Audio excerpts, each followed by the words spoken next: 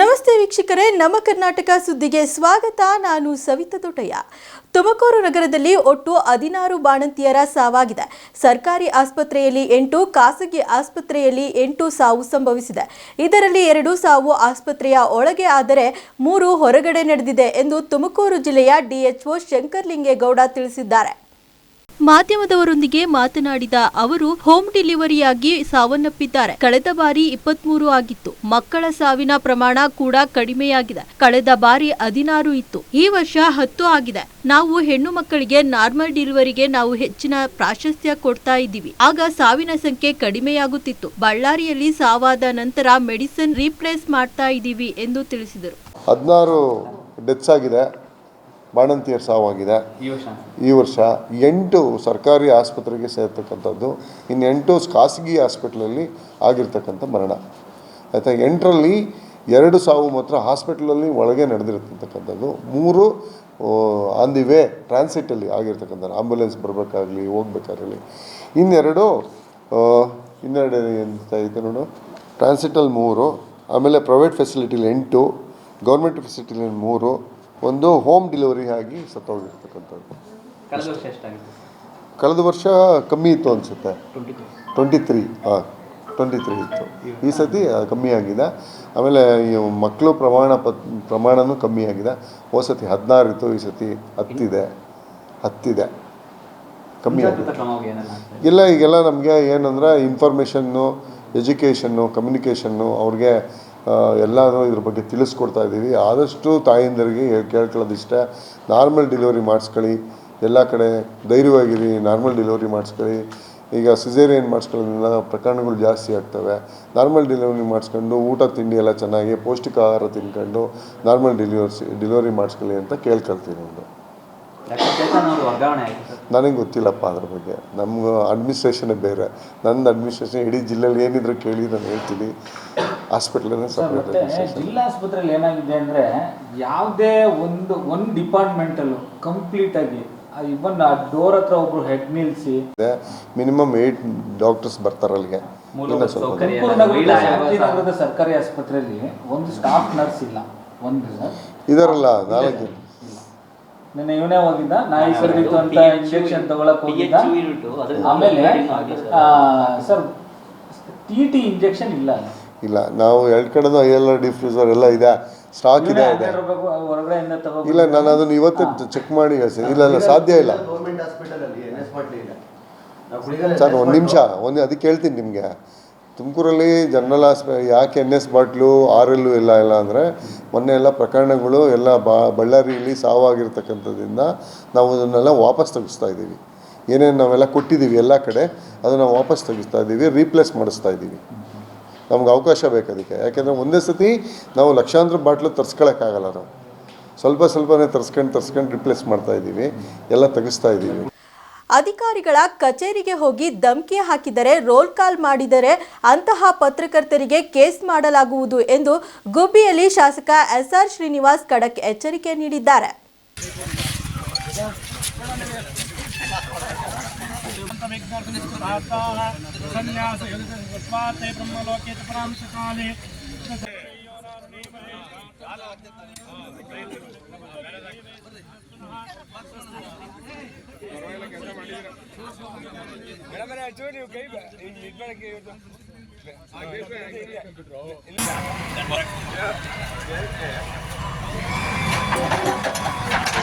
ಗುಬ್ಬಿ ಪಟ್ಟಣದಲ್ಲಿ ಸಿಸಿ ರಸ್ತೆ ಒಳಚರಂಡಿ ಕಾಮಗಾರಿಗೆ ಚಾಲನೆ ನೀಡಿ ಮಾತನಾಡಿದ ಅವರು, ತಾಲೂಕಿನಲ್ಲಿ ಕೆಲ ಪತ್ರಕರ್ತರು ಸರ್ಕಾರಿ ಅಧಿಕಾರಿಗಳಿಗೆ ಬೆದರಿಕೆ ಒಡ್ಡುತ್ತಿದ್ದಾರೆ. ಅಂತಹ ಪತ್ರಕರ್ತರ ಮೇಲೆ ಕೂಡಲೇ ಕಾನೂನು ರೀತಿ ಕ್ರಮ ಕೈಗೊಳ್ಳಲಾಗುವುದು. ಪಾಪ ಮೀನು ಹಿಡಿಯುವವರ ಹತ್ತಿರ ಹೋಗಿ 25 ಕೆಜಿ ಮೀನು ಇಸ್ಕೊಂಡು ಮೀನುಗಾರರ ಹತ್ತಿರ ಎಣ್ಣೆ ಕುಡಿಯಲು ಇಸ್ಕೊಂಡಿದ್ದೀರಿ. ಇದು ನಿಮಗೆ ತರವೇ? ಪತ್ರಕರ್ತರು ಯಾರೇ ತಪ್ಪು ಮಾಡಿದ್ದಲ್ಲಿ ಪತ್ರಿಕೆಯಲ್ಲಿ ಬರೆಯಿರಿ. ಸುಮ್ಮನೆ ಇಲ್ಲದ್ದೆಲ್ಲ ಆರೋಪ ಮಾಡಿ ಹಣ ಕೇಳಿದರೆ ಅಂತಹ ಸುದ್ದಿಗಳು ನನ್ನ ಕಿವಿಗೆ ಬಿದ್ದರೆ ಸೂಕ್ತ ಕಾನೂನು ಕ್ರಮ ಕೈಗೊಳ್ಳಲಾಗುವುದು ಎಂದು ಎಚ್ಚರಿಕೆ ನೀಡಿದರು.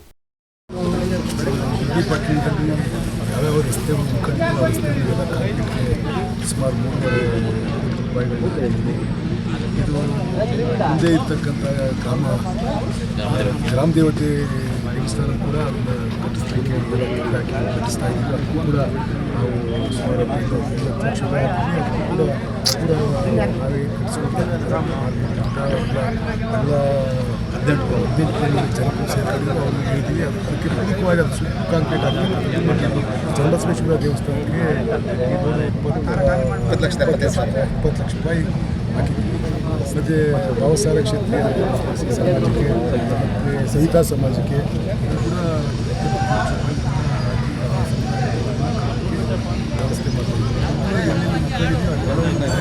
ವ್ಯವಸ್ಥೆ ಮೇಲಾವಿಷಯ ಎಣಿಸ್ತಾ ಇದ್ದಾರೆ ಅಂತ ಇಲ್ಲ ಆ ಥರ ಏನಾರು ಇದ್ದರೆ ನಾನು ಇವತ್ತು ಕರೆದು ಮಾತಾಡ್ತೀನಿ. ಇಮಿಡಿಯೇಟಾಗಿ ಯಾರು ಆ ರೀತಿ ಕೃತ್ಯ ಎಸಗಿದಾರೋ ಅವನ ಬಗ್ಗೆ ಕ್ರಮ ಕೈಗೊಳ್ಳೋಕ್ಕೆ ಇಮಿಡಿಯೇಟಾಗಿ ಅರೆಸ್ಟ್ ಮಾಡೋಕ್ಕೆ ಹೇಳ್ತೀನಿ. ನಿರಂತರವಾಗಿ ದಲಿತರ ಮೇಲೆ ಅಲ್ಲೇ ತಾಲೂಕಿನಲ್ಲಿ ಪದೇ ಪದೇ ಈ ಥರ ಇಲ್ಲ ಎಲ್ಲೂ ಆಗ್ತಾ ಇಲ್ಲ. ನಾನು ನಿರಂತರವಾಗಿ ದಲಿತರ ಜೊತೆಲಿರೋ ಮನುಷ್ಯ. ನಾನು ಇಡೀ ಸಮಾಜದಲ್ಲೇ ಪ್ರತಿಯೊಂದು ಸಮಾಜದಲ್ಲೂ ನನ್ನ ಜೊತೆ ಇಟ್ಕೊಂಡಿರ್ತಕ್ಕಂಥ ಮನುಷ್ಯ. ನಾನು PA ದಲಿತ, ನಾನು ಊಟ ಬಡಿಸೋನು ದಲಿತ, ನನಗೆ ನನ್ನ ಗನ್ ಮ್ಯಾನ್ ದಲಿತ, ಡ್ರೈವರ್ ದಲಿತ. ಎಲ್ಲಿ ದಲಿತರ ಮೇಲೆ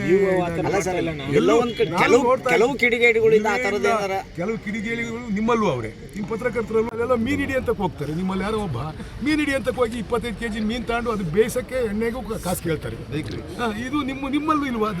అందరూ ಇದ್ದೇ ಇರ್ತಾರೆ ಅಂತ ಮಸ್ತಾಗಿರ್ತಾರೆ. ಅಲ್ಲಲ್ಲೇ ಸಮಾಜದ ಸ್ವಾಸ್ಥ್ಯ ಕೆಡಿಸ್ತಕ್ಕಂಥ ವ್ಯಕ್ತಿಗಳು ಎಲ್ಲ ಕಡೆಗೂ ಇದ್ದಾರೆ. ನಿಮ್ಮಲ್ಲೂ ಇದ್ದಾರೆ, ಇಲ್ಲೂ ಇದ್ದಾರೆ, ಇಲ್ಲ ಅಂತ ನಾನೇನು ಹೇಳಲ್ಲ. ಸಣ್ಣ ಪುಟ್ಟ ಘಟನೆಗಳು ಆಗ್ತವೆ. ಆದಂಥ ಸಂದರ್ಭದಲ್ಲಿ ನಾನೇ ದಲಿತರಂತ ಹೊಸದಾಗಿ ದಲಿತರ ಮುಖಂಡರವರೇ ಅವ್ರನ್ನೇ ಕಳಿಸಿ ಬಗೆಹರಿಸ್ತಕ್ಕಂಥದ್ದನ್ನ ಮಾಡ್ತೀವಿ. ಕೇವಲ ನನಗೆ ಅಫಿಷಿಯಲ್ ತಗೋಗೋದು, ಅಲ್ಲೋಗಿ ಧಮಕಿ ಹಾಕೋದು, ಅವ್ರ ತಾವು ದುಡ್ಡು ಕೇಳೋಕ್ಕೆ ಹೋಗೋದು, ಅವ್ರು ಕೊಡಲಿಲ್ಲ ಅಂದರೆ ಸ್ಟ್ರೈಕ್ ಮಾಡೋಕ್ಕೆ ಹೋಗೋದು, ಇವೆಲ್ಲ ನೋಡ್ತಲೇ ಇದ್ದೀನಿ. ನಾನು ಬಿಗ್ಗಿಯಾಗಿ ಹೇಳಿದ್ದೀನಿ ಅಫಿಷಿಯಲ್ಗೆ, ಯಾರು ರೋಲ್ ಕಾಲ್ ಮಾಡ್ತಕ್ಕಂಥ ಪತ್ರಕರ್ತರನ್ನು ಹತ್ರಕ್ಕೆ ಸೇರಿಸ್ಬೇಡಿ, ಚೇರೇ ಹಾಕ್ಬೇಡಿ, ಚೇರ್ ತೆಗೀರಿ ಅಂತ ಹೇಳಿದ್ವಿ. ಚೇರ್ ಹಾಕ್ಬೇಡಿ ಅವ್ರಿಗೆ ಅಂತ ಹೇಳಿದ್ರೆ ಅವ್ರು ಆಗಲಿ, ಯಾರು ಅಫಿಷಿಯಲ್ ಕೆಣಕ್ಲಿ ಅವ್ರಿಗೆ ತೋರಿಸ್ತೀವಿ ಅನ್ನೋದು ಏನನ್ನೋದ ಸರ್ಕಾರ ಏನನ್ನೋದನ್ನ ತೋರಿಸ್ತೀವಿ. ಸಿಕ್ಕಿದ್ರೆ ಕಂಪ್ಲೇಂಟ್ ಕೊಟ್ಟು ಒಳಗೆ ಹಾಕಿಸ್ತೀನಿ. ನೀವು ಪತ್ರಿಕಾ ಧರ್ಮ ಪಾಲನೆ ಮಾಡಿ. ನಾನು ತಪ್ಪು ಮಾಡಿದರೆ ನಿರ್ದಾಕ್ಷಿಣ್ಯವಾಗಿ ಬರೀರಿ ನನ್ನ ಮೇಲೆ. ನಾನು ಅದಕ್ಕೇನು ನಮ್ಮ ಮುಖಂಡರು ತಪ್ಪು ಮಾಡಿದ್ರು ಬರೀರಿ, ನಮ್ಮ ಅಧಿಕಾರಿಗಳು ತಪ್ಪು ಮಾಡಿದ್ರು ಬರೀರಿ. ಏನಾದ್ರು ತಪ್ಪಿದ್ರೆ ಅದು ತಿದ್ಕೊಂಡು ಹೋಗೋಕೆ ಹೇಳ್ತೀವಿ, ಅವ್ರ ಮೇಲೆ ಕ್ರಮ ಕೈಗೊಳ್ತಕ್ಕಂಥದ್ದು ಮಾಡೋಣ. ನೀವು ಹೋಗ್ಬಿಟ್ಟು ನಿಮ್ಮ ಪೇಪರ್ಗಳೇ ಇರಲ್ಲ, ಎಲ್ಲ ಪೇಪರ್ಗೆ ಹಾಕಿದ್ದೀನಿ ಅಂತ ಹೇಳ್ಬಿಟ್ಟು ಪೇಪರ್ ಹಾಕಿದ್ದೀನಿ ಪಂಚಾಯತಿಗೆ ಅಂತ ಹೇಳ್ಬಿಟ್ಟು ಎಲ್ಲ ಪಂಚಾಯತಿಲು 5,000 ಕೊಡಿ 10,000 ಕೊಡಿ ಅಂತಂದರೆ ಎಲ್ಲಿಗೆ ಹೋಗುತ್ತಿದ್ದು? ರೋಲ್ ಕಾಲ್ ಮಾಡೋಕೆ ನೀವು ಇರೋದು ಪತ್ರಕರ್ತರು ನೀವಲ್ಲ. ಕೆಲವರು ನಿಮ್ಮ ಹೆಸರು ಹೇಳ್ಕೊಂಡು ಮಾಡ್ತಾರೆ. ನೀವು ನಿಮ್ಮದು ಸಂಘ ಐತೆ, ಪತ್ರಿಕಾ ಸಂಘ ಐತೆ, ಯಾರ್ಯಾರು ಆ ಥರ ಮಾಡ್ತಾರೋ ಅವ್ರು ನೀವೇ ವಾಲಂಟಿಯರ್ ಕಂಪ್ಲೇಂಟ್ ಕೊಡಿ. ಈ ಥರದವರು ಇರೋದ್ರಿಂದ ಸಮಾಜದ ಸ್ವಾಸ್ಥ್ಯ ಕೆಡ್ತಾ ಇದೆ. ಅವರ ಒಂದು ಹಿತಾಸಕ್ತಿಗೋಸ್ಕರ ದಲಿತ ಅಂತ ಹೇಳ್ಕೊಂಡು ದಲಿತರಿಗೆ ಅನ್ಯಾಯ ಆಗ್ತದೆ ಅಂತ ಹೇಳ್ಬಿಟ್ಟು ಪ್ರಚಾರ ಮಾಡ್ತಾವ್ರು ಬಿಟ್ಟರೆ, ಯಾವುದೇ ದಲಿತರಿಗೆ ನಮ್ಮ ತಾಲೂಕಿನಲ್ಲಿ ಯಾವತ್ತೂ ಕೂಡ ಒಂದು ಸಣ್ಣ ತೊಂದರೆ ಆಗೋಕ್ಕೂ ನಾವು ಅವಕಾಶ ಕೊಟ್ಟಿಲ್ಲ. ನನ್ನ 20 ವರ್ಷದ ರಾಜಕೀಯ ಜೀವನದಲ್ಲಿ 25 ವರ್ಷ ಆಗಿದೆ. ನಾನು ZP ಮೆಂಬರ್ ಬೇರೆ ಆಗಿ 25 ವರ್ಷದ ರಾಜಕೀಯ ಜೀವನದಲ್ಲಿ ನಾನು ಅಧಿಕಾರದಾಗಿರೋದೇ 25 ವರ್ಷದಿಂದ ಇದ್ದೀನಿ. ಒಂದು ದಿವಸನೂ ಒಬ್ಬ ಸಣ್ಣ ದಲಿತರಿಗೂ ಯಾವುದೇ ಸಣ್ಣ ಜ್ವರ ಬಂದರೂ ಕೂಡ ಫ್ರೀಯಾಗಿ ಟ್ರೀಟ್ಮೆಂಟ್ ಕೊಡಿಸ್ತಕ್ಕಂಥ ಯೋಜನೆಯನ್ನು ಇಡೀ ರಾಷ್ಟ್ರದಲ್ಲಿ ಪ್ರಥಮವಾಗಿ KSRTCಲಿ ತಂದಿರ್ತಕ್ಕಂಥದ್ದು. ಹಿಂದೆಲ್ಲ ಏನಾಗಿತ್ತು, ನೌಕರ ಮಾಡೋವಂತ ಅಂತಂದರೆ ಕೇವಲ 3 ಲಕ್ಷ ರೂಪಾಯಿ ಕೊಡ್ತೀವಿ. ನಾವಿವತ್ತು ಆ ನೌಕರರಿಗೆ 1 ಕೋಟಿ ರೂಪಾಯಿ ಕೊಡ್ತೀವಿ. 1 ಕೋಟಿ, ಆಮೇಲೆ ಅವ್ರದ್ದು ಅರಿಯರ್ಸ್ ಎಲ್ಲ ಬೇರೆ ಬೇರೆ ಅರಿಯರ್ಸ್ ಎಲ್ಲ ಬರುತ್ತೆ. 1 ಕೋಟಿ ರೂಪಾಯಿ ನಾವು KSRTC ನಿಗಮದಿಂದ ಕೊಡ್ತಕ್ಕಂಥ ಯೋಜನೆಯನ್ನು ಜಾರಿಗೆ ತಂದಿದ್ದೀವಿ. ಅಲ್ಲೇ ಸತ್ತಿರಲಿ, ಅವರು ಬಸ್ ಆಕ್ಸಿಡೆಂಟ್ ಆಗಾನ ಸಾಯಲಿ ಮತ್ತು ಹೊರಗಡೆಗಾನ ಸತ್ತಿರಲಿ, ಎಲ್ಲೇ KSRTC ಕೆಲಸ ಮಾಡ್ತಕ್ಕಂಥ ನೌಕರ ಎಲ್ಲಿ ಸತ್ರು ಕೂಡ ಅವರ ಅವಲಂಬಿತರಿಗೆ 1 ಕೋಟಿ ರೂಪಾಯಿ ಕೊಡ್ತಕ್ಕಂಥ ಯೋಜನೆಯನ್ನು ನಾವು ಜಾರಿಗೆ ತಂದಿದ್ದೀವಿ. ಇದರಿಂದ ಕಳೆದ 1 ವರ್ಷದಿಂದ ನಾವು ಮಾಡ್ತಾ ಇದ್ದೀವಿ. ನೋಡಿ, ಬಸ್ನಲ್ಲಿ ಪ್ರಯಾಣ ಮಾಡ್ತಾ ಇರ್ತಕ್ಕಂಥ ಪ್ರಯಾಣಿಕ ಸತ್ರು ಕೂಡ 25 ಲಕ್ಷ ರೂಪಾಯಿ ಕೊಡ್ತೀವಿ. ಮೊದಲು ಬರೀ 3 ಲಕ್ಷ ರೂಪಾಯಿ ಕೊಡ್ತಿದ್ರು, ಈಗ 25 ಲಕ್ಷ ರೂಪಾಯಿ ಕೊಡ್ತೀವಿ. ಅದೇ ರೀತಿ KSRTC ನೌಕರ ಏನಾದರೂ ತೊಂದರೆ ಆಗಿ ಸತ್ತರೆ ಮೊದಲು 2 ಲಕ್ಷ ರೂಪಾಯಿ ಕೊಡ್ತಿದ್ದು, ಈಗ 25 ಲಕ್ಷ ರೂಪಾಯಿ. ಎಲ್ಲ ಸವಲತ್ತುಗಳನ್ನ ನೌಕರರಿಗೆ KSRTC ನಿಗಮದ ವತಿಯಿಂದ ಎಲ್ಲ ಸವಲತ್ತುಗಳನ್ನ ಮಾಡಿಕೊಡ್ತಕ್ಕಂಥದ್ದು ಮಾಡ್ತಾ ಇದ್ದೀವಿ. ಆದರೆ ಇವೆಲ್ಲವನ್ನು ಬರೆಸಲಿಕ್ಕೆ ಹಣ ಬೇಕಲ್ಲ, ಅದಕ್ಕೆ ಕೂಡ ಅವರು ಕೆಎಸ್ಆರ್ಟಿಸಿ ಬಸ್ ಟಿಕೆಟ್ ದರ ಹೆಚ್ಚಿಸಿದ್ದಾರೆ ಎಂಬುದಕ್ಕೆ ಪ್ರತಿಕ್ರಿಯಿಸಿದ ಅವರು, ಬಿಡಿ ಭಾಗಗಳ ಬೆಲೆ ಹೆಚ್ಚಿದೆ, ಡೀಸೆಲ್ ಬೆಲೆ ಏರಿಕೆಯಾಗಿದೆ, ಆದ್ದರಿಂದ ಬಸ್ ದರ ಏರಿಕೆ ಮಾಡಿದ್ದೇವೆ. ಈ ಹಿಂದೆಯೂ ಬಿಜೆಪಿ ಸರ್ಕಾರ ಟಿಕೆಟ್ ದರ ಹೆಚ್ಚಿಸಿತ್ತು ಎಂದು ತಿಳಿಸಿದರು. ಅದರಿಂದ ಸಿದ್ದರಾಮಣ್ಣ ಅವರ ವ್ಯಕ್ತಿತ್ವವನ್ನು ಯಾರೂ ಕೂಡ ಚ್ಯುತಿ ತರಲಿಕ್ಕೆ ಸಾಧ್ಯ ಇದೆ. ಸಚಿವನವ್ರಿಗೂ ಕೂಡ ಸಚಿವ ಸ್ಥಾನ ಸಿಗುತ್ತೆ ಅಂತ ಒಂದು ಸುದ್ದಿ. ಆಗುತ್ತೆ ಅಂತಲೂ ಅನ್ಕೊಂಡಿಲ್ಲ. ನಾನು ನೀನು ಬಾಯಿ ಚಟಕ್ಕೆ ಮಾತಾಡ್ಬೇಕಷ್ಟೇ ಕಮಾಂಡು. ಇಲ್ಲಿ ಸುಮ್ಮನೆ ಚಟಕ್ಕೆ ನೀವು ಹೇಳ್ತಿರಲ್ಲ ಅಂತ ಒಂದೇನೋ ನಾನು ಹೇಳೋದು, ಅದಕ್ಕೆ ನೀವು ರೆಕ್ಕೆ ಬುಕ್ಕ ಕಟ್ಟಿ ಬರೆಯೋದು, ಬಣ್ಣ ಕಟ್ಟಿ ಬರೆಯೋದು, ಇವೆಲ್ಲ ಸುಮ್ಮನೆ ಜನರಿಗೆ ಮನರಂಜನೆ ವಸ್ತು ಆಯ್ತು ಅಷ್ಟೇ. ಸಚಿವ ಸ್ಥಾನ ರೀಶಫಲ್ ಅವರು ಯಾವನೋ ಒಬ್ಬ ಸತ್ತೋದ್ರೆ ಖರ್ಗೆ ರಾಜೀನಾಮೆ ಕೊಡಿ ಅಂತಾರೆ. ಖರ್ಗೆಗೂ ಅದಕ್ಕೂ ಸಂಬಂಧ ಏನೈತೆ? ಪ್ರಿಯಾಂಕ್ ಖರ್ಗೆಗೂ ಅದಕ್ಕೆ ಸಂಬಂಧ ಏನೈತೆ? ಕೊಡಬೇಕು. ಇವ್ರಿಗೆ ಕೆಲಸ ಇಲ್ವಲ್ಲ, ಏನೋ ಒಂದು ಹೇಳ್ಕೊಂಡು ತಿರುಗ್ತಾ ಇರೋದು BJPಯವರಿಗೆ. ನಮ್ಮ ಸರ್ಕಾರದಲ್ಲಿ ಇವ್ರು ಯಾವುದೇ ಬೇರೆ ರೀತಿ ಆಪಾದನೆ ಮಾಡಲಿಕ್ಕೆ ಏನೂ ಸಿಗ್ತಾ ಇಲ್ಲ. ಅದಕ್ಕೆ ಯಾವ್ಯಾವ ಸಣ್ಣ ಸಣ್ಣ ವಿಚಾರಗಳನ್ನ ಹಿಡ್ಕೊಂಡು ಪ್ರಚಾರ ತಗೊಳಕ್ಕೆ ಹೋಗ್ತಾರೆ. ಈಗ ಮಾಡಿರ್ತಕ್ಕಂಥದ್ರಿಂದ ಕೂಡ ನಮ್ಮ ಲಾಸನ್ನು ನಾವು ಸರಿದೂಗಿಸ್ಲಿಕ್ಕೆ ಆಗಲ್ಲ. ಆದರೂ ಕೂಡ ಇರೋದ್ರಲ್ಲಿ ಅಡ್ಜಸ್ಟ್ ಮಾಡ್ಕೊಂಡು ಹೋಗ್ಬೇಕಾಗಿದೆ. ಸರ್, ಗ್ಯಾರಂಟಿ ಯೋಜನೆಗಳು ಯಾರು ಅಪಸ್ವರ ಇರ್ತೀವಿ? ಗ್ಯಾರಂಟಿ ಯೋಜನೆಗಳನ್ನ ಕೊಡೋದ್ರಲ್ಲಿ ಯಾರೂ ಕೂಡ ಅಪಸ್ವರ ಇರ್ತಿಲ್ಲ. ಯಾರು ಅಪಸ್ವರ ಇದ್ದರೂ ಮುಖ್ಯಮಂತ್ರಿಗಳು ಅದ್ರ ಪರವಾಗಿ ಇರೋದ್ರಿಂದ ಯಾರೂ ಏನು ಹೇಳೋಕ್ಕೂ ಆಗಲ್ಲ. ಮುಖ್ಯಮಂತ್ರಿಗಳು ಬಡವ್ರ ಪರವಾಗಿರ್ತಕ್ಕಂಥ ಕಾರ್ಯಕ್ರಮಗಳನ್ನ ಕೊಡೋದ್ರಲ್ಲಿ ಅವರು ಮುಂದಿರ್ತಕ್ಕಂಥವರು ಅವರ ತಗೊಳ್ತಕ್ಕಂಥ ನಿರ್ಧಾರಗಳನ್ನ ಯಾವುದೇ ಕಾರಣಕ್ಕೂ ಬದಲಾಯಿಸಲಿಕ್ಕೆ ಆಗಲ್ಲ. ಅಲ್ಲ ಸರ್, ಇತ್ತೀಚಿನ ದಿನಗಳಲ್ಲಿ CM ಬದಲಾವಣೆ ಅನಿವಾರ್ಯತೆ ಐತೆ ಅಂತ ಹೇಳ್ಬಿಟ್ಟು ಎಲ್ಲ ಸೃಷ್ಟಿ ಮಾಡ್ತಿರ್ತೀರ ನೀವು. ನಾವಲ್ಲ ಸರ್, ಎಲ್ಲ ಊಟಕ್ಕೆ ಸೇರ್ಕೊಂಡ್ರೆ ಮೀಟಿಂಗ್ ಮಾಡಿದ್ರು ಅಂತ. ಊಟಕ್ಕೆ ಸೇರ್ಕೊಂಡಾವ್ ಏನು ಮೀಟಿಂಗ್ ಮಾಡಿದ್ರು ಅಂತ ನಿಮ್ಗೆ ಅಲ್ಲ, ಊಟದ ಜೊತೆ ಮಾತಾಡೋದ್ರ ಅಂತ. ನಾವು ಮಂಗಳವಾರ 7 ಜನ ಸೇರ್ಕೊಂಡು ಎಲ್ಲೋ ಒಂದು ಕಡೆ ಊಟಕ್ಕೆ ಹೋಗ್ತೀವಿ. ಊಟಕ್ಕೆ ಹೋದ್ರೆ 8 ಜನ ಕೂತ್ಕೊಂಡು ಭಿನ್ನಮತಿ ಸಭೆ ಮಾಡ್ತಾರೆ ಅಂತ ನೀವು ಬರೆದ್ಬಿಟ್ರೆ ನಿಮಗೂ ಪೇಪರ್ ಸೀತವಾಗಿರಬೇಕು ಅಂತ ಹೇಳ್ಬಿಟ್ಟು ಸುಳ್ಳುಗಳು ಹೇಳೋದು. ಸುಳ್ಳುಗಳು ಹೇಳ್ಕೊಂಡು ತಿರುಗ್ತಾರೆ. ಕುಮಾರಸ್ವಾಮಿ ಅವರು ಹೇಳಿದ್ರೆ ಅದು 60% ಅಂತಂದೆ. 60% ಕೊಟ್ಬಿಟ್ಟು 18% GST ತೆಗೆದ್ರೆ 60 ಪ್ಲಸ್ 18 78% ತೆಗೆದ್ರೆ ಕಾಂಟ್ರಾಕ್ಟ್ ಎಲ್ಲಿ ಮಾಡೋಕ್ಕಾಗುತ್ತೆ? ಇವತ್ತೊಬ್ಬ ತಲಕೆಟನೋ ಬೇಡವನಿ ನಮ್ಮ ಇವರು ಯಾರು ಡೆಪ್ಟಿ CM ಆಗಿದ್ರಲ್ಲ ಅಶ್ವತ್ಥನಾರಾಯಣ 100% ಅಂತಾರೆ. ಅವ್ರು ಹೇಳೋದ್ರಾಗೆ ಮಾತಿಗೆ, ಕೃತಿಗೆ, ಮಾನ ಮರ್ಯಾದೆ, ಸಾರ್ವಜನಿಕರಿಗೆ ಹೆಂಗೆ ಮುಖ ತೋರಿಸ್ತಾರೆ ಅವರು. ಅದನ್ನು ನೀವು ಹಿಡಿದು ಹಾಕ್ತೀರಾ, ಪೇಪರ್ ಬರಿತೀರಾ, ಏನು ಮಾಡ್ತಾರೆ ಅಂತ ಕೇಳಿ 100% ಅಂತ ಹೇಳ್ತಾರೆ. ಹೆಂಗೆ ಕೆಲಸ ಮಾಡ್ತಾರೆ? ಸುಮ್ಮನೆ ಹುಚ್ಚುಚ್ಚಾಟ ಆಡೋದು. ನಾವು ಸಿದ್ದರಾಮಣ್ಣವರ ಒಂದು ರಾಜಕೀಯ ಜೀವನದಲ್ಲಿ ನಾನು ನೋಡಿದ ಮಟ್ಟಿಗೆ ಯಾವ ಕೆಲಸ ನಮ್ಮಲ್ಲಿ ಮಹಾಲಕ್ಷ್ಮೀ ನಗರದಲ್ಲಿ 6 ರೋಡ್ ಕಂಪ್ಲೀಟ್ ಮಾಡಿಸಿದ್ದೀವಿ. ಎಲ್ಲೆಲ್ಲಿ ಮುಖಂಡರು ಈಗ ನಾನು ನಿಮಗೆ ಥಾಟ್ ಸಾಲಲ್ಲಿ ಒಂದು ಮಾತ್ರ ಮುಖಂಡಿರ್ತಕ್ಕಂಥದ್ದು. ಅದಕ್ಕೆ ಎಸ್ಟಿಮೇಟ್ ಮಾಡಿಸಿದ್ವಿ. ಸುಮಾರು 3 ಕೋಟಿ ರೂಪಾಯಿ ಎಸ್ಟಿಮೇಟ್ ಮಾಡಿಸಿದ್ವಿ.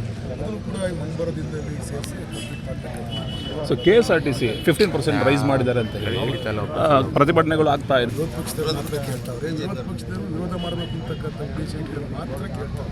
ವಾಸ್ತವ ಸ್ಥಿತಿ ಅವ್ರಿಗೂ ಕೂಡ ಗೊತ್ತಿದೆ.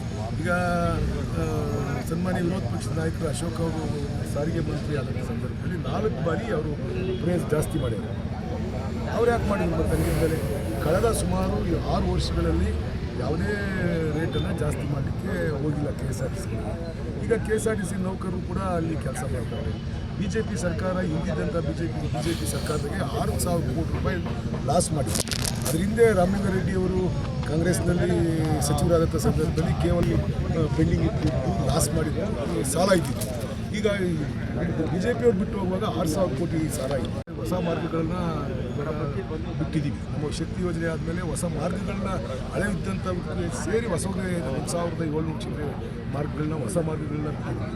ಹೊಸದಾಗಿ 6,000 ಬಸ್ಗಳನ್ನ ಇನ್ಕ್ಲೂಡ್ ಮಾಡಿದ್ದೀವಿ. ಪ್ರತಿ ವರ್ಷವೂ ಬಸ್ಸು 300, 400, 500 ಬಸ್ಸು ನಮ್ಮವು ಸ್ಕ್ರಾಪ್ ಆಗ್ತವೆ. ನಾವು 15 ವರ್ಷ ಕೇಂದ್ರ ಸರ್ಕಾರದ ನಿಯಮದ ಪ್ರಕಾರ 15 ವರ್ಷ ಕಳೆದಿರ್ತಕ್ಕಂಥ ಎಲ್ಲ ಬಸ್ಗಳು ಸ್ಕ್ರಾಪ್ ಆಗ್ತವೆ. ಪ್ರತಿ ವರ್ಷವೂ 500, 600 ಬಸ್ಗಳು ಸ್ಕ್ರಾಪ್ ಆಗ್ತವೆ. ನಾವು ಹೊಸ ಬಸ್ಗಳನ್ನ ಸೇರಿಸ್ಬೇಕಾಯಿತು. ಸುಮಾರು 9,000 ಜನ ಹುದ್ದೆಗೆ ಸರ್ಕಾರ ಈಗಾಗಲೇ ಪರ್ಮಿಷನ್ ಕೊಟ್ಟಿದೆ. ನಾವು ನೇಮಕಾತಿ ಮಾಡ್ಕೊಳ್ಳಿಕ್ಕೆ ನಾವು ಇದುವರೆಗೂ ಕಳೆದ 6 ವರ್ಷದಲ್ಲಿ ಒಂದು ನೇಮಕಾತಿ ಮಾಡ್ಕೊಂಡಿದ್ವಿ. ಎಲ್ಲ ಸ್ಟ್ರೆಂಥನ್ ಮಾಡಬೇಕಲ್ಲ. ಜನರ ಈಗ 2011ರಲ್ಲಿ ಮಕ್ಕಳ ಪಾಸ್ ರೇಟ್ ಜಾಸ್ತಿ ಮಾಡಿರ್ತಕ್ಕಂಥದ್ದು. 11ರಿಂದ ಇಲ್ಲಿವರೆಗೂ ನಾವು ಪಾಸ್ ರೇಟ್ ಜಾಸ್ತಿ ಮಾಡಿಲ್ಲ ಅಂತಂದರೆ ದಿನನಿತ್ಯ ಟೈರ್ ಬೆಲೆ ಜಾಸ್ತಿ, ಡೀಸೆಲ್ ಬೆಲೆ ಜಾಸ್ತಿ. 60 ರೂಪಾಯಿ ಡೀಸೆಲ್ ಇದ್ದಾಗ ನಾವು ರೇಟ್ ಜಾಸ್ತಿ ಮಾಡಿದ್ರು. ಇವತ್ತು 88 ರೂಪಾಯಿ ಡೀಸೆಲ್ ಬೆಲೆ ಇದೆ. ಮತ್ತು ನೌಕರರ ದಿನನಿತ್ಯ ನೌಕರಿಗೆ ಜಾಸ್ತಿ ಸಂಬಳ ಜಾಸ್ತಿ ಆಗಿದೆ. ಮಾಡಲೇಬೇಕಾಗಿತ್ತು, ಮಾಡಿದ್ದೀವಿ. ವಿರೋಧ ಮಾಡಬೇಕು ಅಂತ ವಿರೋಧ ಮಾಡ್ತಾರೆ ಅಷ್ಟೇ. ನಗದು ರಹಿತ ಆರೋಗ್ಯವನ್ನು ಕೊಡಬೇಕು. 20 ವರ್ಷದ KSRTC ನೌಕರರ ಬೇಡಿಕೆ ಆಗಿದ್ದಂಥ ನಾವು KSRTC ಒಳಗೆ ವಿಶೇಷವಾಗಿ ಅವರಿಗೆ ಸುಮಾರು 275 ಹಾಸ್ಪಿಟ್ಲ್ಗಳ ಜೊತೆಯಲ್ಲಿ MOU ಮಾಡ್ಕೊಂಡಿದ್ವಿ. ಅವರಿಗೆ ಯಾರು ನೌಕರ ಕೆಲಸ ಮಾಡ್ತಾನೆ ಅವನಿಗೆ ಅವರ ಅವಲಂಬಿತರ ಅವ್ರ ಹೆಂಡತಿ. ಈ ಸಂದರ್ಭದಲ್ಲಿ ಪಟ್ಟಣ ಪಂಚಾಯಿತಿ ಅಧ್ಯಕ್ಷೆ ಮಂಗಳಮ್ಮ, ಉಪಾಧ್ಯಕ್ಷೆ ಮಮತಾ, ಜಗನ್ನಾಥ್, ಪಟ್ಟಣ ಪಂಚಾಯತ್ ಸದಸ್ಯರು ಮತ್ತು ಅಧಿಕಾರಿಗಳು ಉಪಸ್ಥಿತರಿದ್ದರು. ರಾಜ್ಯದಲ್ಲಿ ನಕ್ಸಲ್ ಚಳವಳಿ ಬಹುತೇಕ ಅಂತ್ಯವಾಗಿದೆ. ಕರ್ನಾಟಕ, ಕೇರಳ, ತಮಿಳುನಾಡು ಅರಣ್ಯದಲ್ಲಿ ಸುಮಾರು 2 ದಶಕಗಳ ಕಾಲ ಬಂದೂಕು ಹಿಡಿದು ಹೋರಾಟ ನಡೆಸಿದ 6 ನಕ್ಸಲೀಯರು ಇಂದು ರಾಜ್ಯ ಸರ್ಕಾರಕ್ಕೆ ಶರಣಾಗಲಿದ್ದು ಸಮಾಜದ ಮುಖ್ಯವಾಹಿನಿಗೆ ಸೇರಲಿದ್ದಾರೆ. ಮುಂಡಗಾರು ಲತಾ, ಕೋಟೂರು, ವನಜಾಕ್ಷಿ ಬಾಳೆಹೊಳೆ, ಮಾರಪ್ಪ ಅರೋಲಿ, ಕೆ ವಸಂತ, ಟಿಎನ್ ಜೀಶ್ ಚಿಕ್ಕಮಗಳೂರು ಡಿಸಿ ಮುಂದೆ ಶಸ್ತ್ರತ್ಯಾಗ ಮಾಡಿದ್ದಾರೆ. ಇವರ 18 ಬೇಡಿಕೆಗಳಿಗೆ ಸರ್ಕಾರ ಈಗಾಗಲೇ ಒಪ್ಪಿಕೊಂಡಿದೆ. ನಕ್ಸಲರ ಪ್ರಮುಖ ಬೇಡಿಕೆಗಳೇನು ಎಂದು ನೋಡುವುದಾದರೆ, ನಕ್ಸಲರ ಆತ್ಮಗೌರವಕ್ಕೆ ಧಕ್ಕೆಯಾಗಬಾರದು, ರಾಜತಾಂತ್ರಿಕ ಹೋರಾಟಕ್ಕೆ ಯಾವುದೇ ತೊಡಕಾಗಬಾರದು, ಸಂಬಂಧವಿಲ್ಲದ ಪ್ರಕರಣದಿಂದ ತಮ್ಮ ಹೆಸರನ್ನು ಕೈಬಿಡಬೇಕು, ಬೇಗ ಜಾಮೀನಿನ ಮೇಲೆ ಬರಲು ಸಹಕರಿಸಬೇಕು, ನ್ಯಾಯಾಲಯದಲ್ಲಿ ಮೊಕದ್ದಮೆ ಇತ್ಯರ್ಥಕ್ಕೆ ನೆರವು ನೀಡಬೇಕು, ಕೌಶಲ್ಯ ತರಬೇತಿಗೆ ಸಹಕಾರ ನೀಡಬೇಕು, ಸರ್ಕಾರ ಕೊಟ್ಟ ಮಾತು ಉಳಿಸಿಕೊಳ್ಳಬೇಕು, ಮುಖ್ಯವಾಹಿನಿಗೆ ಬಂದ ನಂತರ ಗೌರವದಿಂದ ನೋಡಬೇಕು, ಹೋರಾಟದಲ್ಲಿ ಭಾಗಿಯಾದಾಗ ಅನುಮಾನದಿಂದ ನೋಡಬಾರದು ಎಂಬ 18 ಬೇಡಿಕೆ ಸರ್ಕಾರದ ಮುಂದೆ ಇಟ್ಟಿದ್ದಾರೆ. ಅದೇ ನಾವು ಕರ್ನಾಟಕದವರು ಮತ್ತು ಕೇರಳ, ತಮಿಳುನಾಡು 6 ಜನ ಕಾಂಗ್ರೆಸ್ ನಾವು ಮುಖ್ಯವಾಹಿನಿಗೆ ಬರಬೇಕು ಅಂತೇಳಿ ಒಂದು ಡಿಸೈಡ್ ಮಾಡಿ ನಾವೀಗ ಡಿಸ್ಕಷನ್ ರೌಂಡು ಮುಗಿಸಿದ್ವಿ. ಅದೇ ರೀತಿಲಿ ನಮಗೆ ನಾವು ಫಸ್ಟ್ ಡಿಸ್ಕಷನ್ ನಮಗೆ ಪಾಸಿಟಿವ್ ಆಗಿರುವಂಥ ನಾವು ಇಟ್ಟಿರುವಂಥ ಡಿಸ್ಕಷನ್ನ ನಾವು ಒಂದು ಹಂತದಲ್ಲಿ ಡಿಸ್ಕಷನ್ ನಡೆದಿದೆ. ಇವಾಗ 2ನೇ ರೌಂಡು ನಮಗೆ ಡಿಸ್ಕಷನ್ನು ನಡೀತಾ ಇದೆ. ಇದರಲ್ಲಿ ನಮಗೆ 2 ಸಮಿತಿಯವರು ನಮ್ಗೆ ಬಂದು ಅಲ್ಲಿ ಏನು ನಡೆದಿರುವಂಥ ವಿಷಯಗಳನ್ನೆಲ್ಲ ನಮಗೆ ಅಂಡರ್ಸ್ಟ್ಯಾಂಡ್ ಮಾಡಿಕೊಟ್ಟಿದ್ದಾರೆ. ಅದು ನಮಗೆ ಒಂದು ಒಟ್ಟಾರೆ ಇಲ್ಲಿ ಎಲ್ಲ ಸಿಚುವೇಶನ್ ನೋಡಿದಾಗ ಭಾಳ ಪಾಸಿಟಿವ್ ಆಗಿರುವಂಥ ಒಂದು ವಿಷಯ ಅಂತೇಳಿ ನಮಗೆ ಒಂದು ಖುಷಿನ ತಂದಿದೆ. ಅದನ್ನು ನಾವು ಎಲ್ಲರೂ ಕೂಡ ನಾವು ನಮ್ಮ ಎಲ್ಲ ಕಾಮ್ರೇಡ್ಸ್ ಕೂಡ ಅದನ್ನು ನಾವು ಸ್ವಾಗತಿಸ್ತೀವಿ ಮತ್ತು ನಾವು ಅದನ್ನು ಮುಂದೆ ನಾವು ಜನರ ಮುಂದೆ ಕೂಡ ನಾವು ಅದನ್ನು ಮುಂದೆ ತಗೊಂಡು ಹೋಗೋಕ್ಕೆ ಬಯಸ್ತೀವಿ. ನಾವು ಇಟ್ಟಿರುವಂಥ ಡಿಮ್ಯಾಂಡ್ಗಳನ್ನು ಸರ್ಕಾರ ಕೂಡ ಈಡೇರಿಸುತ್ತೆ ಅನ್ನುವಂಥ ನಮಗೆ ಭರವಸೆಯೊಂದಿಗೆ ನಾವು ಸರ್ಕಾರ ಮತ್ತು ಇಲ್ಲಿರುವಂಥ ಏನು ಎಲ್ಲ ಶ್ರಮ ಹಾಕಿದವರು ಎಲ್ಲರೂ ಮತ್ತು ಕಮಿಟಿಗಳ ಎಲ್ಲ ಮೆಂಬರ್ಸು ಕೂಡ 2 ಸಮಿತಿಯ ಮೆಂಬರ್ಸು ಕೂಡ ಏನು ಇವಾಗ ಎಲ್ಲ ರೀತಿಯ ಶ್ರಮಗಳನ್ನು ಹಾಕಿ ನಮ್ಮನ್ನು ಒಂದು ಮುಖ್ಯವಾಹಿನಿಗೆ ತಗೊಂಬಂದು ನಾವು ಅಲ್ಲಿ ಏನು ಪ್ರಜಾತಾಂತ್ರಿಕವಾಗಿ ಮತ್ತು ಸಂವಿಧಾನಾತ್ಮಕವಾಗಿ ಏನು ಹೋರಾಟ ಮಾಡಬೇಕು ಅಂತೇಳಿ ಏನು ಬಯಸ್ತಿದ್ದಾರೋ ಕಮಿಟಿಯವರು, ಅದೇ ರೀತಿಯಲ್ಲಿ ನಾವು ಜನರ ಪರವಾಗಿ ನಾವು ಕೊನೆ ತನಕ ನಿಲ್ತೀವಿ. ಜನರಿಗಾಗಿ ಹೋರಾಟ ಮಾಡಲಿಕ್ಕೆ ಯಾವುದೇ ರೀತಿ ನಾವು ಹಿಂಜರಿಯಲ್ಲ. ಅದನ್ನು ನಾವು ನಾವು ಉಸಿರಿರುವವರು ಕೂಡ ನಾವು ಭರವಸೆ ಕೊಡ್ತೀವಿ ಅಂತ ಹೇಳಿ ನಾವೆಲ್ಲ ಕಮಿಟಿಯ ಸದಸ್ಯರಿಗೂ ಮತ್ತು ಈಗ ಏನು ಇನ್ನು ಬಾರದೇ ಇರುವಂಥ ಎಲ್ಲ ಮೀಡಿಯಾ ಅಥವಾ ಇನ್ನು ಬೇರೆ ಎಲ್ಲ ಇವರು ಕೂಡ ನಾವು ನಮ್ಮ ಕ್ರಾಂತಿಕಾರಿ ಶುಭಾಶಯನ ಹೇಳ್ತಾ ನಾನು 1-2 ಮಾತನ್ನು ಮುಗಿಸ್ತಾ ಮತ್ತು ನಾಳೆ ನಿಮ್ಮೆಲ್ಲರನ್ನೂ ಭೇಟಿ ಮಾಡೋಕ್ಕೆ ನಾವೆಲ್ಲ ನಮ್ಮ ಕಾಮಿಡ್ಸು ನಿರೀಕ್ಷೆ ಮಾಡ್ತೀವಿ ಅಂತ ಹೇಳಿ ನಾನು 1-2 ಮಾತುಗಳನ್ನು ಮುಗಿಸ್ತೀನಿ. ಭಿನ್ನಾಭಿಪ್ರಾಯವೂ ಇಲ್ಲ. ಮುಖ್ಯಮಂತ್ರಿಗಳ ಕಾಳಜಿಯ ಒಂದು ಮನವಿಯ ಕರೆಗೆ ಹೋಗೊಟ್ಟು ನಾವು ಈಗ ಈ ಮುಖ್ಯವಾಹಿನಿ ಕಾರ್ಯಕ್ರಮ ಚಿಕ್ಕಮಗಳೂರು ಹತ್ರ ಇರುವಂತವರು ಸಿದ್ದರಾಮಯ್ಯನವರ ಹತ್ರ ಇದ್ದಾರ. ಇವೆಲ್ಲವೂ ಕೂಡ ಇವತ್ತು ಕಾಡ್ತಾ ಇರುವಂತ ಪ್ರಶ್ನೆಗಳು. ಅಂತಂದಾಗ ನಗರಕ್ಕೆ ಬರುವಂತದ್ದು, ಬೇಡ ಅಂತಂದಾಗ ಕಾಡಿಗೆ ಹೋಗುವಂತದ್ದು, ಕಾಡ ನಕ್ಸಲರನ್ನ ನಾಡ ನಕ್ಸಲರನ್ನಾಗಿ ಮಾಡುವಂತ ಪ್ಯಾಕೇಜ್ ಇದು. ಸರ್ಕಾರ 2026 ಹೊತ್ತಿಗೆ ನಕ್ಸಲರನ್ನು ನಿರ್ಮೂಲನೆ ಮಾಡ್ತೀವಿ ಎನ್ನುವಂತ ದಿಟ್ಟತನದ ಹೆಜ್ಜೆಯನ್ನು ಇಡ್ತಾ ಇರುವಂತ ಸಂದರ್ಭದಲ್ಲಿ ನಮಗೆ ನೆಲೆ ಇಲ್ಲದಂತ ಆಗುತ್ತೆ ಎನ್ನುವಂತ ಭಯದಿಂದ ಒಂದು ಸರ್ಕಾರವನ್ನೇ ಮುಂದಿಟ್ಟುಕೊಂಡು ಪ್ಯಾಕೇಜಿಗೆ ಇವತ್ತು ಅನುವು ಮಾಡಿಕೊಡ್ತಾ ಇರುವಂತದ್ದು. ಟಿಬೆಟ್ನಲ್ಲಿ ನಿನ್ನೆ ಸಂಭವಿಸಿದ ಪ್ರಬಲ ಭೂಕಂಪದಲ್ಲಿ ಸತ್ತವರ ಸಂಖ್ಯೆ 126ಕ್ಕೆ ಏರಿಕೆಯಾಗಿದ್ದು 200ಕ್ಕೂ ಅಧಿಕ ಜನ ಗಾಯಗೊಂಡಿದ್ದಾರೆ. ಅನೇಕ ಮಂದಿ ಇನ್ನೂ ಕಾಣೆಯಾಗಿದ್ದಾರೆ. ಹಿಮಾಲಯದ ತಪ್ಪಲಿನಲ್ಲಿರುವ ಟಿಬೆಟ್ನ ಡಿಂಗ್ರಿ ಕೌಂಟಿ ಮತ್ತು ಶಿಂಗಟಿಯ ಕಸಿಗಾಜಿಯಲ್ಲಿ ಮಂಗಳವಾರ ಬೆಳಗ್ಗೆ 9:05ಕ್ಕೆ ಭೂಮಿ ಕಂಪಿಸಿತ್ತು. 6.8 ತೀವ್ರತೆಯ ಭೂಕಂಪದಿಂದಾಗಿ ಹಲವು ಮನೆಗಳು ಕುಸಿದಿದ್ದು ಪರಿಹಾರ ಕಾರ್ಯ ಇನ್ನೂ ನಡೆಯುತ್ತಲೇ ಇದೆ. ನೇಪಾಳ, ಉತ್ತರ ಭಾರತದಲ್ಲೂ ಭೂಮಿ ಕಂಪಿಸಿತ್ತು.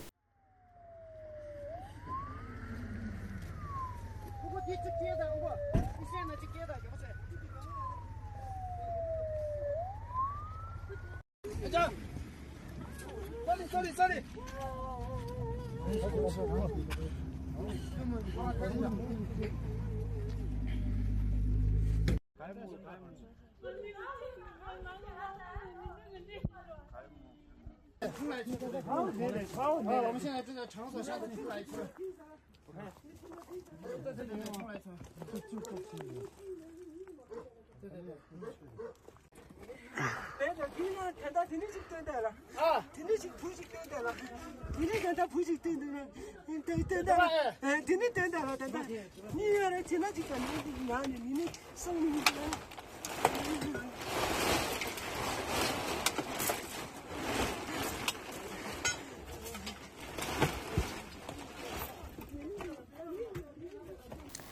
ರಾಜ್ಯದ ಹಲವೆಡೆ ಬೆಳ್ಳಂಬೆಳಗ್ಗೆ ಭ್ರಷ್ಟ ಅಧಿಕಾರಿಗಳಿಗೆ ಲೋಕಾಯುಕ್ತ ಶಾಕ್ ನೀಡಿದೆ.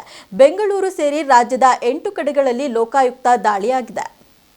ಗದಗ, ಬಳ್ಳಾರಿ, ಬೀದರ್ ಸೇರಿದಂತೆ 8 ಕಡೆಗಳಲ್ಲಿ ಏಕಕಾಲಕ್ಕೆ ರೇಡ್ ಆಗಿದೆ. ಅಕ್ರಮ ಆಸ್ತಿ ಗಳಿಕೆ ಆರೋಪ ಹಿನ್ನೆಲೆಯಲ್ಲಿ ದಾಳಿಯಾಗಿದ್ದು, ಲೋಕಾಯುಕ್ತ ಅಧಿಕಾರಿಗಳು ದಾಖಲೆಯನ್ನ ಪರಿಶೀಲಿಸುತ್ತಿದ್ದಾರೆ. ಸಾರಿಗೆ ಇಲಾಖೆಯ ಜಂಟಿ ನಿರ್ದೇಶಕಿ ಶೋಭಾ ಮನೆ ಮೇಲೆ ದಾಳಿಯಾಗಿದೆ. ಡಾಕ್ಟರ್ ಎಸ್ಎನ್ ಉಮೇಶ್ ಕಡೂರು, ಕುಟುಂಬ ಕಲ್ಯಾಣ ಇಲಾಖೆ ಅಧಿಕಾರಿ ರವೀಂದ್ರ, ಬೀದರ್ ಸಣ್ಣ ನೀರಾವರಿ ಇಲಾಖೆ ಇನ್ಸ್ಪೆಕ್ಟರ್ ಪ್ರಕಾಶ್, ಶ್ರೀಧರ್, ಬೆಳಗಾವಿಯ ಖಾನಾಪುರ ತಹಶೀಲ್ದಾರ್ ಹುಚ್ಚೇಶ್, ಗದಗ ಬೆಟ್ಟಗೇರಿ ನಗರಸಭೆಯ AEE RH Lokesh, Ballari BCM taluk ಅಧಿಕಾರಿ ಹುಲಿರಾಜ್, ರಾಯಚೂರು ಬೆಸ್ಕಾಂ ಜೂನಿಯರ್ ಇಂಜಿನಿಯರ್ ಇವರುಗಳ ಮನೆ ಹಾಗೂ ಕಚೇರಿಯ ಮೇಲೆ ದಾಳಿ ನಡೆದಿದೆ. ಕೇರಳದ ಮಲಪ್ಪುರಂನ ಪೊತ್ತಿಯಂಗಡಿ ನೇರ್ಚಿ ಎಂಬ ಧಾರ್ಮಿಕ ಕಾರ್ಯಕ್ರಮದ ವೇಳೆ ಆನೆಯೊಂದು ದಾಳಿ ಮಾಡಿರುವುದರಿಂದ ವ್ಯಕ್ತಿಯೊಬ್ಬ ಗಂಭೀರವಾಗಿ ಗಾಯಗೊಂಡಿರುವ ಘಟನೆ ತಿರೂರಿನ ಬಿಪಿ ಅಂಗಡಿ ಜರಂ ಮೈದಾನದಲ್ಲಿ ನಡೆದಿದೆ. ಧಾರ್ಮಿಕ ಕಾರ್ಯಕ್ರಮದಲ್ಲಿ 5 ಆನೆಗಳು ಭಾಗಿಯಾಗಿದ್ದವು. ಈ ಪೈಕಿ ಪಾಕತ್ ಕುಟ್ಟಾನ್ ಎಂಬ ಹೆಸರಿನ ಆನೆ ವ್ಯಕ್ತಿಯೊಬ್ಬನ ಮೇಲೆ ದಾಳಿ ಮಾಡಿ ಸೊಂಡಿಲಿನಿಂದ ಎಳೆದು ಬಿಸಾಡಿದೆ. ಗಂಭೀರವಾಗಿ ಗಾಯಗೊಂಡ ವ್ಯಕ್ತಿಯನ್ನ ಕೊಟ್ಟಕಲ್ ಆಸ್ಪತ್ರೆಗೆ ದಾಖಲಿಸಲಾಗಿದೆ. ಘಟನೆಯಿಂದ ಗಾಬರಿಗೊಂಡ ಜನರು ಓಡಲು ಪ್ರಾರಂಭಿಸಿದ್ದಾರೆ. ಇದರಿಂದ ಕಾಲ್ತುಳಿತವಾಗಿ 17 ಮಂದಿಗೆ ಸಣ್ಣ ಪುಟ್ಟ ಗಾಯಗಳಾಗಿವೆ. ಗಾಯಾಳುಗಳು ತಿರೂರಿನ ಆಸ್ಪತ್ರೆಯಲ್ಲಿ ಚಿಕಿತ್ಸೆ ಪಡೆಯುತ್ತಿದ್ದಾರೆ. ಮಾವುತರು ಹರಸಾಹಸ ಪಟ್ಟು ಆನೆಯನ್ನ ನಿಯಂತ್ರಣಕ್ಕೆ ತಂದಿದ್ದಾರೆ.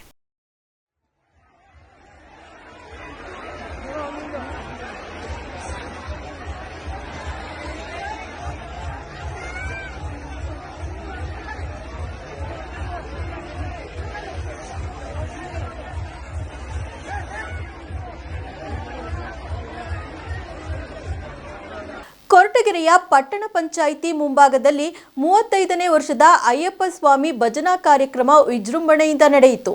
ಶಬರಿಮಲೆ ಮಾದರಿಯಲ್ಲೇ ನಿರ್ಮಾಣವಾಗಿದ್ದ ಅದ್ಭುತ ಅಯ್ಯಪ್ಪ ಸ್ವಾಮಿಯ ದೇವಾಲಯದ ಮಂಟಪದಲ್ಲಿ ವಿವಿಧ ಬಗೆಯ ಹೂಗಳಿಂದ ಅಲಂಕಾರಗೊಂಡಿದ್ದ ಅಯ್ಯಪ್ಪನ ಮೂರ್ತಿಗೆ 16 ಬಗೆಯ ಅಭಿಷೇಕ ಮಾಡಿ ಪೂಜೆ ಸಲ್ಲಿಸಲಾಯಿತು. ನಂತರ ತಮಿಳುನಾಡಿನ ಪ್ರಖ್ಯಾತ ಭಕ್ತಿಗೀತೆಗಳ ಗಾಯಕ ವೀರಮಣಿ ರಾಜ್ ನೇತೃತ್ವದಲ್ಲಿ ಅಮೋಘ ಭಜನಾ ಕಾರ್ಯಕ್ರಮ ಏರ್ಪಡಿಸಲಾಗಿತ್ತು. ಸಂಜೆ 6 ಗಂಟೆಯಿಂದ ರಾತ್ರಿ 11 ಗಂಟೆಯವರೆಗೆ ಅಯ್ಯಪ್ಪ ಭಕ್ತಿಗೀತೆಗಳನ್ನ ಕೇಳುತ್ತಾ ಭಕ್ತಸಾಗರ ಅಯ್ಯಪ್ಪನ ಕೃಪೆಗೆ ಪಾತ್ರರಾದರು. ಈ ಅಮೋಘ ಅಯ್ಯಪ್ಪನ ಭಜನಾ ಕಾರ್ಯಕ್ರಮದಲ್ಲಿ 3,000ಕ್ಕೂ ಹೆಚ್ಚು ಅಯ್ಯಪ್ಪ ಮಾಲಾಧಾರಿಗಳು ಭಾಗಿಯಾಗಿದ್ದರು. ಭಜನಾ ಕಾರ್ಯಕ್ರಮದಲ್ಲಿ ಪಾಲ್ಗೊಂಡಿದ್ದ ಮಾಲಾಧಾರಿಗಳಿಗೂ ಹಾಗೂ ಭಕ್ತಾದಿಗಳಿಗೂ ವಿಶೇಷ ಭೋಜನದ ವ್ಯವಸ್ಥೆಯೂ ಕೂಡ ಕಲ್ಪಿಸಲಾಗಿತ್ತು. ಕೊರೆಯುವ ಚಳಿಯಲ್ಲೂ ಅಯ್ಯಪ್ಪನ ಭಜನೆಯನ್ನು ಮೈಮರೆತು ಕೇಳಿದ ಭಕ್ತರಿಂದ ಪುನೀತರಾದರು. ಇದೇ ಸಂದರ್ಭದಲ್ಲಿ ಅಯ್ಯಪ್ಪ ಸ್ವಾಮಿ ಭಕ್ತ ಮಂಡಳಿಯ ಎಲ್ಲ ಸದಸ್ಯರು, ತಾಲೂಕಿನ ಗ್ರಾಮಸ್ಥರು, ಅಯ್ಯಪ್ಪ ಮಾಲಾಧಾರಿಗಳು ಪಾಲ್ಗೊಂಡಿದ್ದರು.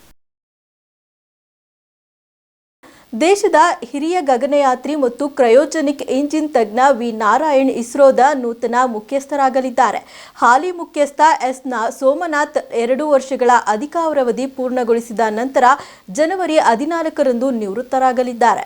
ನಾರಾಯಣ್ ಪ್ರಸ್ತುತ ತಮಿಳುನಾಡಿನ ಮಹೇಂದ್ರಗಿರಿಯಲ್ಲಿರುವ ಇಸ್ರೋದ ಎಲ್ಪಿಎಸ್ಸಿಯ ನಿರ್ದೇಶಕರಾಗಿದ್ದಾರೆ. ಒಲಿಯಾಮಾಲದಲ್ಲಿರುವ ಲಿಕ್ವಿಡ್ ಪ್ರೊಪಲ್ಷನ್ ಸಿಸ್ಟಮ್ ಸೆಂಟರ್ ನಿರ್ದೇಶಕರಾಗಿಯೂ ಕೆಲಸ ಮಾಡುತ್ತಿದ್ದಾರೆ. ಇವರು 2 ವರ್ಷಗಳ ಅವಧಿಗೆ ಇಸ್ರೋ ಅಧ್ಯಕ್ಷ ಹುದ್ದೆಯಲ್ಲಿರುತ್ತಾರೆ. ನಾರಾಯಣ್ ಅವರು ಆದಿತ್ಯ ಬಾಹ್ಯಾಕಾಶ ನೌಕೆ ಮತ್ತು ಜಿಎಸ್ಎಲ್ವಿ MK3 ಮಿಷನ್ ನಂತಹ ಪ್ರಮುಖ ಯೋಜನೆಗಳಿಗೆ ಗಮನಾರ್ಹ ಕೊಡುಗೆ ನೀಡಿದವರು. ಇವರ ಪರಿಣಿತಿ ಮತ್ತು ಸಾಧನೆಯನ್ನು ಗುರುತಿಸಿ ಹಲವು ಪ್ರಶಸ್ತಿಗಳು ಬಂದಿವೆ. ಭಾರತದ ಆಸ್ಟ್ರೋನಾಟಿಕಲ್ ಸೊಸೈಟಿಯಿಂದ ಶ್ರೀ ಪ್ರಶಸ್ತಿ ಮತ್ತು ಐಐಟಿ ಖರಗ್ಪುರದಿಂದ ಡಿಸ್ಟಿಂಗ್ವಿಶ್ಡ್ ಅಲುಮಸ್ ಪ್ರಶಸ್ತಿ ನೀಡಿ ಗೌರವಿಸಲಾಗಿತ್ತು.